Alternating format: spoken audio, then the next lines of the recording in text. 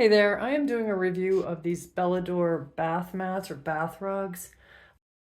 They come in multiple colors. You can see the sizes in the description.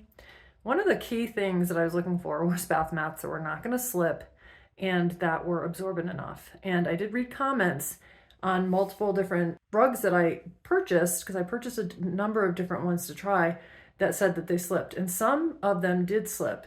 Now these, I do not find these to slip. Okay, so I'm walking on this, I am pulling, I'm not really getting much movement. I mean, and I'm pushing down. So you can see that they really don't move. Now, they're not glued to the floor, but they're really, I think, pretty good. This is a really good rubber backing. And I have had no trouble in these at all. So are they super absorbent? I mean, I've not had any trouble. They're not really thick.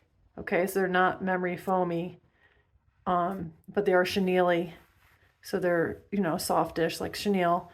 And I found them to be absorbent enough. I mean, I don't get out sopping wet. I try to dry myself in the shower, but I have found these to be perfectly fine for us, and I really love them.